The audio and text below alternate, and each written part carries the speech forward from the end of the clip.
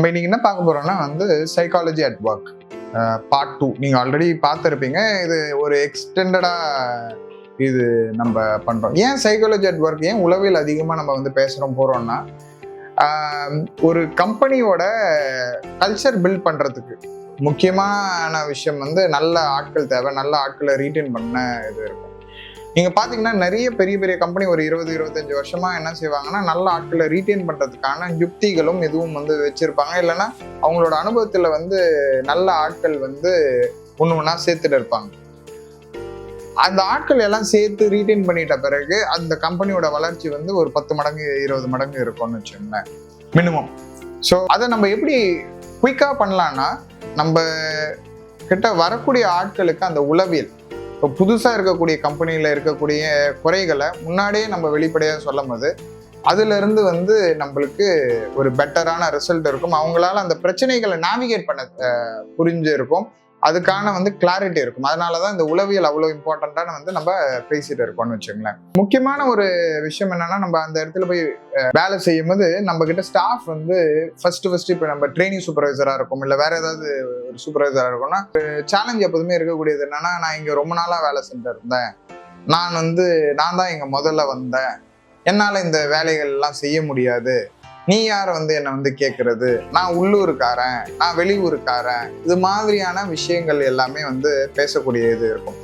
So நீங்க அப்படிப்பட்ட staffs, அப்படிப்பட்ட கொஞ்சம் கஷ்டமா இருக்கக்கூடிய ஸ்டாஃப்ஸை நீங்க எப்படி ஹேண்டில் பண்ணலாம். இல்லை சூப்பர்வைசரே சில சமயம் சொல்லுவார், நம்ம ஒன்று தப்பா செஞ்சுட்டு இருப்போம், நம்ம போய் அதை சுட்டி காமிப்போம், இன்னொரு சூப்பர்வைசர் கூட சக சூப்பர்வைசர் என்ன சொல்லுவாருன்னா, இங்க இப்படிதான் அப்படின்ட்டு. அப்போ ஒரு முதலாளி யாரையும் அப்பாயிண்ட் பண்றது என்னன்னா, கடைக்கு முக்கியமான கோல்ஸ் கடைக்கு லாபம் வரணும். லாபம் வந்தால் தான் மாசம் மாசம் சம்பளம் கொடுக்க முடியும். இதுல நான் பொதுவாக சொல்லக்கூடிய விஷயம்தான். இதுல 10% லாபம் இருக்குன்னா 100 ரூபாயில 10 ரூபாய் தான் லாபம். அப்படின்னா 10 தோசை ஊத்திட்டு ஒரு தோசை வேஸ்டேஜ் ஆயிடுச்சுன்னா அது சுத்தமா லாபமே கிடையாது. 10 தோசை ஊத்திட்டு 2 தோசை வேஸ்டேஜ் ஆயிடுச்சுன்னா அசல்ல ஒரு தோசைக்கான காசு போச்சு. அதே போல 10 தோசை ஊத்திட்டு 10 தோசை வேஸ்டேஜ் ஆச்சுன்னா மொத்தமாவே அசலும் போச்சு, லாபமும் போச்சு. ஸோ அவ்வளோ கஷ்டமா இருக்கக்கூடிய ஒரு தொழில் நம்ம செய்கிறோம். ஏன்னா பல்கா குக் பண்ணி செய்யக்கூடியது. இந்த 10 தோசைன்றது ஈஸி தான். நம்ம ஸ்டாஃப் எல்லாரும் அன்னைக்கு ஸ்டாஃபோட வேஸ்ட் பண்ணிட்டு எனக்கு எல்லாரும் தோசை ஊற்றி கொடுக்குன்னாவே மொத்த காசுமா போச்சுன்னு வச்சுங்களேன். அப்ப இப்படி இருக்கக்கூடிய ஒரு பிஸ்னஸை நம்ம உளவியல் ரீதியா புரிஞ்சுக்கணும். நம்ம ஸ்டாஃப் கிட்ட போய் நீ அது செய்யாதன்னு சொல்றதுக்கு பதிலா அவனுக்கு கல்ச்சர் பில்ட் பண்ணணும். அது நீ செய்யும் என்ன நஷ்டம் ஆகுது, கம்பெனிக்கு என்ன நஷ்டம் ஆகுது, கம்பெனிக்கு நஷ்டமானா உனக்கு என்ன நஷ்டமாகுது அப்படின்னு சொல்லி அவனுக்கு புரிய வச்சாதான் ஸ்டாஃப் எல்லாருமே ஒரு நல்ல ஒரு இணக்கமா வேலை செய்வாங்க. இப்ப நம்ம செய்யக்கூடிய விஷயங்கள், தொப்பி போட சொல்றதா இருக்கட்டும், போனை வெளில எடுத்து வைக்கிறதா இருக்கட்டும், போன் உள்ளார எடுத்துட்டு வரக்கூடாதுன்னு சொல்லி சொல்றதா இருக்கட்டும், யூனிஃபார்ம் போட்டு வர்றதா இருக்கட்டும், இல்ல இது மாதிரி கேஓடி எல்லாமே சாப்பிடக்கூடாதுன்னு சொல்றதா இருக்கட்டும், இது எல்லாருக்கும் பொதுவா இருக்கும். அதனாலதான் முதலாளியே கேஓடி போட்டு பில் போட்டு பே பண்ணி சாப்பிட்றாங்க. அப்ப இது மாதிரியான விஷயங்கள் ஏன் செய்யறாங்க, இல்ல ஒரு இடத்த கிளீனா வச்சுக்க சொல்றதா இருக்கட்டும், இல்ல இது மாதிரியான வேலைகள் சொல்றது ஏன் நம்ம செய்யறாங்கன்னு சொல்லி அவங்களுக்கு தெரிய வரணும்னு வச்சுக்கோங்க. ஏன்னா இந்த கடையை அடுத்த இடத்துக்கு வளர்ந்தாதான் அடுத்த மாசம் அடுத்த வருஷம் அதுக்கு பல வருஷங்களுக்கு நம்மளால சம்பளம் கொடுக்க முடியும், அவங்களுக்கு ஒரு வளர்ச்சி கொடுக்க முடியும். கடை வளர்றது மட்டும் இல்லாம அங்க இருக்கக்கூடிய மக்களும் வளருவாங்க. இப்போ அந்த இலக்கில் நம்ம கிளியரா இருக்கணும்னா மக்களுக்கு என்ன புரிய வைக்கணும், நீங்க செய்யக்கூடிய ஒவ்வொரு செயலும் கடையோட லாப நஷ்டத்தை இம்பாக்ட் பண்ணும். இப்போ ஒரு ஹெட் கேப் போல ஒரு முடிவு வந்துருச்சுன்னா அந்த முடியினால அந்த பில்ல ஒரு 1000 ரூபாய் கேன்சல் பண்ற மாதிரியான சுச்சுவேஷன்ஸ் இருக்கு. ஃபோன் பேசிட்டு இருக்கிறதுனால நிறைய பிரச்சனைகள் இருக்கு. சில பேர் கேஷியர் முக்கியமா போனே உள்ளார எடுத்துட்டு வரக்கூடாது, இல்லைன்னா QR கோட்ல அவங்க பேமெண்ட் வாங்கி இருக்கக்கூடிய சுச்சுவேஷன்லாம் அதுக்கு முன்னாடி நடந்திருக்கு. இது மாதிரியான முக்கியமான விஷயங்களை நம்ம என்ஃபோர்ஸ் பண்ணணும். அதுக்கு எல்லாரும் சேர்ந்து அதை இது பண்ணணும். ஸோ இது மாதிரி டஃபா ஸ்டாஃப் கேள்வி கேட்டாங்கன்னா ஒரு சிம்பிளான ஒரு பதில் சொல்லுங்க. இந்த வீடியோ கூட நீங்க காமிச்சு சொல்லலாம். இது யூடியூப்ல இருக்கும், MI ஹாஸ்பிட்டாலிட்டின்னு சர்ச் பண்ணீங்கன்னா வரும். அதாவது இங்க முதல்ல இருந்து இருக்கக்கூடிய ஒரே மனிதர் முதலாளி தான். அவரு என்ன இந்த வேலைக்கு வச்சிருக்காரு. நீங்க கேட்க போறது எதுவும் பர்சனலா கேட்க போறது இல்லை, இந்த வேலை செய்யறதை பத்தி தான் நீங்க கேட்க போறீங்க. அப்படிப்பட்ட சூழ்நிலையில நான் எதுவும் இங்க வீட்டுக்காக கேட்கல, கடைக்காக கேட்கிறேன். இந்த கடைக்காக நீங்க எல்லாரும் வந்து ஒத்துழைச்சு வேலை செய்யறீங்கன்னா கடை நல்லா மேம்பட்டு வரும். கடை நல்லா மேம்பட்டு வந்துச்சுன்னா வந்து எங்க கடையில லாபம் வரும். கடையில லாபம் வந்துச்சுன்னா நம்ம கடை இன்னும் எக்ஸ்பேண்ட் பண்ணுவோம், இன்னும் நல்ல இது இருக்கும். இருக்கிறதுல பெஸ்ட் கடையா இருக்குன்னா அதுக்கு தகுந்த ஸ்டாஃப் இருப்பாங்க, பெஸ்ட்டான ஸ்டாஃப் இருப்பாங்க. பெஸ்ட்டா நம்ம வந்து இப்போ ஸ்டாஃப் வெல்ஃபேர் ஸ்கீம் சொல்லி சின்னதா பண்ணிட்டு இருக்கிறது இன்னும் பெருசா பண்ணலாம், நிறைய பேருக்கு உதவி பண்ணலாம்.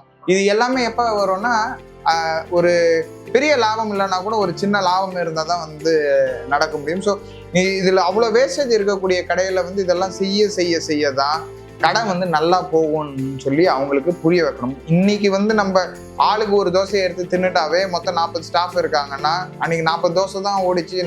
ஒரு தோசை ஒரு ஸ்டாஃப் எடுத்து தின்னுட்டாங்கன்னாவே அந்த மாதம் முழுக்க நம்ம பண்ணக்கூடிய எல்லா வேலையுமே வந்து நஷ்டத்தில் முடிஞ்சிடும்.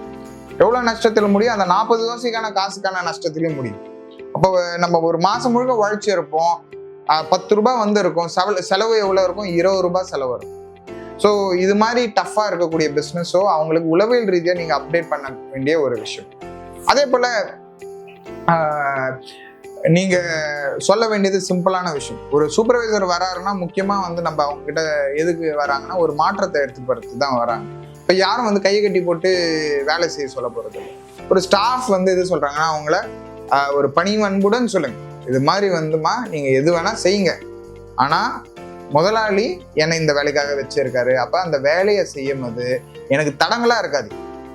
உங்களுக்கு ஏதாவது ஒரு பிரச்சனைனா என்னை பற்றி நீங்கள் முதலாளிகிட்ட எப்போ வேணாலும் போய் கம்ப்ளைண்ட் பண்ணலாம், ஆனால் இந்த வேலையை செஞ்சு முடிச்சுட்டு போய் கம்ப்ளைண்ட் பண்ணுங்க அப்படின்னு சொல்லுங்க. அஃப்கோர்ஸ் இதில் இவ்வளோ நாள் அனுபவம் வந்து இருக்கிறனால இது மாதிரியான விஷயங்களை நம்ம இப்படி ஹேண்டில் பண்ணும்போது போல்டாக பதில் சொல்லும் போது அவங்க அந்த வேலையை செய்யறதுக்கான அதிக சான்சஸ் இருக்கும். அதையும் தாண்டி உங்களுக்கு கஷ்டமா இருக்கு ஏதாவது இருந்துச்சுன்னா நீங்க அஃப்கோர்ஸ் என்னை எப்போ வேணாலும் தொடர்பு கொள்ளலாம். இன்னொரு விஷயம், ஒரு உளவியல் ரீதியா வந்து இருக்கக்கூடிய விஷயம் என்னன்னா, நம்ம எல்லாரும் வேலை செஞ்சுட்டே இருப்போம். இது மாதிரி ஆரம்ப கட்டத்துல என்ன சேலஞ்சஸ் இருக்கும்னா, என்னடா நிறைய வேலை செய்யறோம் ஆனா வந்து ஒரு பதில் ஒரு கேள்வி வரும். என்னன்னா, நம்ம எப்படி சேல்ஸ் இம்ப்ரூவ் பண்றது? அதாவது முக்கியமாக ட்ரைனிங் சூப்பர்வைசர்ஸ் வந்து என்கிட்ட கேள்வி கேட்ட ஒரு கேள்வி, சேல்ஸ் எப்படி இம்ப்ரூவ் பண்றது சார்? நானும் என்னோட பெஸ்ட் போடுறேன், ஆனால் சேல்ஸ் எப்படி சார் இம்ப்ரூவ் பண்றது? நல்ல தெளிவாக தெரிஞ்சுக்கணும், இது வந்து ஒரு டீம் ஒர்க். டீம் ஒர்க்னா இதுல அங்க இருக்கக்கூடிய சர்வீஸ் முக்கியமாக நல்லா இருக்கணும், செய்யக்கூடிய சமையல் நல்லா இருக்கும். இதெல்லாம் ஒழுங்கா இருந்துச்சுன்னா தான் அந்த இடத்துல வந்து நம்மளால சேல்ஸ் வந்து இம்ப்ரூவ் பண்ண முடியும். சேல்ஸ் வந்து வெஜ் ரெஸ்டாரண்ட்டை பொறுத்த வரைக்கும் நீங்கள் ஒன்றுமே செய்ய தேவையில்ல. வரக்கூடிய கஸ்டமரை நல்லா கவனித்து நீங்கள் அனுப்பிச்சாவே ரொம்ப நல்ல சேல்ஸ் வந்து பிக்கப் ஆகும். ஒரு கஸ்டமர் வராரு, வந்த உடனே நீங்கள் தண்ணி வைக்கிறீங்க, என்ன சாப்பிட்றீங்கன்னு கேட்குறீங்க, சாப்பாடு கொடுக்குறீங்க, சரி போங்கன்னு சொல்லி அனுப்பிச்சி விட்டாரு. இது ஒரு விதமான சர்வீஸ்.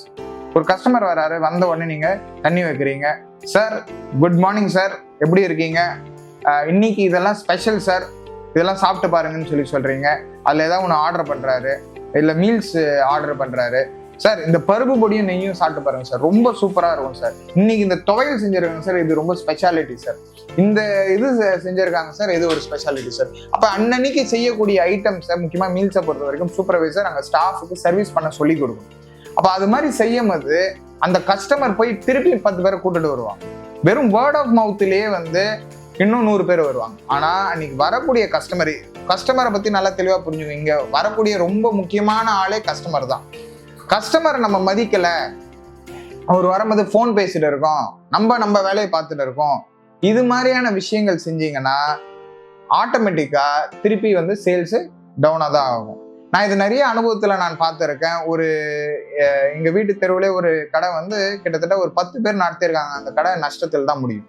ஆனால் ஒரு ஆள் வந்தான், சிம்பிளான ஒரு கான்செப்ட், நல்ல பரிமாறினா, நல்ல இது பண்ணா, எந்த கடை வந்து ராசியே இல்லைன்னு சொன்னாங்களோ அந்த கடை ஓடுது. இன்னைக்கு கூட சூப்பராக ஓடுது. இன்னைக்கு காலைல கூட நான் பார்த்தேன். ஸோ ஒரு நல்ல சர்வீஸும் நல்ல எக்ஸ்பீரியன்ஸ் தான் சேல்ஸை புஷ் பண்ணுறதுக்கு இருக்கக்கூடிய இது. ஸோ நான் உங்களுக்கு இந்த வீடியோவில் 2 விஷயங்களையும், சேல்ஸ் எப்படி இம்ப்ரூவ் பண்ணோம், இது மாதிரி டஃப்பான ஸ்டாஃப் கேள்விகளுக்கு எப்படி பதில் சொல்கிறதுன்னு சொல்லி அவங்ககிட்ட சொல்லிட்டேன். 3வது விஷயம் வந்து நம்ம அந்த இடத்துல உளவியல் ரீதியாக பேசிட்டு இருந்த விஷயங்கள்ல எப்படி ஒரு சூப்பர்வைசரை இது பண்ணுவாங்க போவாங்கன்னு. இப்போ ஜென்ரலாக நம்ம வந்து ஹையரிங் அண்ட் ஃபயரிங் வந்து ரொம்ப முக்கியம். அப்போ அந்த இடத்துல நல்ல ஆட்களை ரீட்டைன் பண்ணுறதுக்கு நம்ம எப்போதுமே இருக்கும். ஒரு தவறான ஆட்கள் இருக்கும்போது என்ன செய்வாங்க, நம்ம புதுசா ஆள் எக்ஸ்ட்ரா எடுத்துட்டு அவங்கள ரிலீவ் பண்ற சுச்சுவேஷன் இருக்கும். அந்த சுச்சுவேஷனை வந்து அவங்க பயன்படுத்திட்டு என்ன செய்வாங்க, இங்க பாருங்க சார் வந்து இத்தனை பேர் ஆள் வைக்கிறாங்க, அப்ப நம்ம வந்து இவ்வளவு கஷ்டப்பட்டு வேலை செய்யறோம், நம்மளுக்கு ஏதாவது வந்து பண்ணாங்கன்னா இத்தனை பேருக்கு ஆள் வைக்காம வந்து நம்ம ஒரே ஆளா பார்த்துப்போம் அப்படின்ற ஒரு டாக்ஸ் பண்ணுவாங்க. அது யார் பண்ணுவாங்கன்னா, அந்த இடத்துல வந்து வேற யாரும் ஆளே சேர்க்கக்கூடாதுன்னு நினைக்கக்கூடியவங்க இது மாதிரியான பேச்சு வார்த்தைகளை ஈடுபடுவாங்க. அவங்களோட எண்ணம் என்னன்னா, நல்லா வேலை செய்யறவன் வந்து முதல்ல நல்லா வேலை செஞ்சிருந்தான்னா அவனை ரீட்டைன் பண்ண வச்சிருப்பாங்க. நம்ம சில சமயத்துல ஹையரிங் ஏன் பண்றாங்கன்னா, not always to fire people. சில சமயத்துல நம்ம எக்ஸ்பேண்ட் பண்றோம், இல்லை இன்னும் ஒரு இடத்துல இது பண்றோம். இப்போ மக்கள் தவறா புரிஞ்சுக்கிட்டு இது மாதிரியான பேச்சுவார்த்தைகள் இதெல்லாம் வந்து செய்வாங்க. அதுல இருந்து நம்மள பாதுகாக்க தெரிஞ்சிருக்கும். இன்னொரு விஷயம், காசிப்ஸ். பிஏ பத்தி வந்து ஏன் என்ன சொல்றாங்க, ஒரு சூப்பர்வைசர் கிட்ட போய் வந்து சொல்றாங்க, சார் பி வந்து உங்களை பத்தி தப்பா பேசுறாங்க சார் அப்படின்றாங்க. அதே போல பி கிட்ட வந்து என்ன சொல்றாங்க, அந்த சூப்பர்வைசர் தப்பா பேசுறாங்கன்னு சொல்லி பி கிட்ட வந்து ஏ வந்து சொல்றாங்க. இப்ப இந்த ஏ என்னன்னா, அங்க எப்ப பார்த்தாலும் இந்த குழப்பங்களை மூட்டி விட்டுட்டே இருப்பாங்க. ஸோ இது மாதிரி வந்து போட்டு கொடுக்கக்கூடிய ஆட்களை தயவு செய்து வந்து அப்புறப்படுத்தி இது மாதிரி பண்ணக்கூடாது. எப்ப வந்து யாரை போட்டு கொடுக்குறாங்க ஏதாவது செய்யறாங்கன்னா, அவங்க யாருமே வந்து அந்த கடையின் நல்லதுக்காக வந்து செய்ய மாட்டாங்க. இதை நம்ம என்கரேஜ் பண்றோம். இல்லை சில சமயத்துல சில பேர் வீக்கா இருப்பாங்க, மைண்ட்லயோ சைக்காலஜிக்கலையோ. இப்ப என்ன கோவப்படுத்திட்டானா நான் என்ன பண்றேன் அப்படின்னு சொல்லிட்டு வந்து மெய்ப்பொருள் காணாமே அங்க போய் செஞ்சிருப்பாங்க. உண்மையை கேட்டீங்கன்னா அது மாதிரி நடந்திருக்காது. அப்ப எப்போதுமே வந்து மெய்ப்பொருள் காண்பது அறிவு. அப்ப இது மாதிரியான விஷயங்கள்ல ஃபர்ஸ்ட் நீங்க சூப்பர்வைசரா இருக்கிறீங்க, அந்த ஃப்ளோர்ல இருக்கீங்கன்னா ஃபர்ஸ்ட் இது மாதிரி காசிப் மாங்கரர்ஸை என்கரேஜே பண்ணாது. காசிப் பண்றாங்களா, இது மாதிரி என்கிட்ட பேசுற வேலை வச்சுக்காது. அதே போல நிஜமா இது மாதிரி நடந்துருச்சா, யாராவது ஒருத்தவங்க இது பண்ணாங்களா, அவங்கள போய் அன்பா கன்ஃபரன்ட் பண்ணுங்க. இது மாதிரி நான் வந்து கேள்விப்பட்டேன், இது உண்மையான்னு கேளுங்க. பாதி நேரம் வந்து உண்மை தெரிஞ்சிட்ட பிறகு ஆட்டோமேட்டிக்கா வந்து அவங்களும் குவைட் ஆயிடுவாங்க. தப்பு செஞ்சா சாரி சார்ன்றப்போ, தப்பு செய்யலைன்னா இல்லை இது மாதிரி நடக்கலான்னுவாங்க. அந்த காசிப் மாங்கரர்ஸ்க்கு வேலையே இருக்காது. ஒருத்தரை கரெக்ட் பண்ணணும்னா அந்த காசிப் மாங்கரர்ஸ் யார்கிட்ட வந்து சொல்லணும்னா, ஒண்ணு சூப்பர்வைசர் கிட்ட சொல்லணும், இல்ல சூப்பர்வைசரை பத்தி ஏதாவது தப்பு சொல்றாங்கன்னா முதலாளி கிட்ட வந்து சொல்லணும். அப்பதான் முதலாளி அவங்க மேல ஆக்ஷன் எடுக்கணும். ஆக்ஷன் எடுக்கக்கூடிய ஆட்கள் கிட்ட சொல்லாம இது மாதிரி ஒருத்தர் சொல்றதுனால அந்த இடத்துல நிறைய பிரச்சனை வரும். இது ஒரு சைக்காலஜிக்கல் ஆஸ்பெக்ட்ல நம்ம வந்து உளவியல் ரீதியா நம்ம கேர்ஃபுல்லா இருக்கணும் இது மாதிரியான காசிப் மாங்கரர்ஸ் இருந்தாங்கன்னா. ஸோ இந்த சைக்காலஜி அட் ஒர்க் பார்ட் 2 வீடியோவில் இந்த 3 விஷயம் கவர் பண்ணியிருக்கோம். சேல்ஸ் வந்து புதுசாக ட்ரெயினிங் சூப்பர்வைசர்ஸ் பார்க்கும்போது நம்ம எப்படி இம்ப்ரூவ் பண்ண, சிம்பிளான விஷயம். சர்வீஸ் நல்லா கொடுங்க, அன்பாக சர்வீஸ் பண்ணுங்க, சர்வீஸ் எப்படி பண்ணணும்னு சொல்லியிருக்கேன். ஸோ அது ஒன்று செய்யும். ரெண்டாவது விஷயம், டஃப்பான ஸ்டாஃப் இருக்கும்போது முதலாளி வந்து இந்த வேலையெல்லாம் செய்ய சொல்லியிருக்காரு, அவர் வேலையை தான் செய்ய சொல்கிறேன். எதுவாக இருந்தாலும் இப்போ செஞ்சுட்டு என்னை பற்றி கூட முதலாளி கிட்ட போய் பேசிக்கணும்னு சொல்லலாம். அப்படி இல்லைன்னா நீங்க செய்யக்கூடிய எல்லா வேலையுமே கம்பெனிக்கு பெனிஃபிட் ஆகுறது, உங்களுக்கு பெனிஃபிட் ஆகணும்னு உணர வச்சாவே ஸ்டாஃப் எல்லாருமே வேலை செய்வாங்க. அவங்கள இந்த காலத்துல உருட்டுறது மிரட்டுறதுலாம் அவ்வளவா வேலை செய்ய மாட்டேங்குது. ஸோ அன்பா சொல்லி இதை புரிய வைங்க. மூணாவது விஷயம், இது மாதிரி காசிப் மாங்கரர்ஸ் இது மாதிரியான விஷயங்களை கேர்ஃபுல்லா பார்த்து ஹேண்டில் பண்ணணும். எப்படி அதை ஹேண்டில் பண்ணணும்னு நம்ம சொல்லியிருக்கோம். அவ்வளவுதான் இந்த வீடியோ.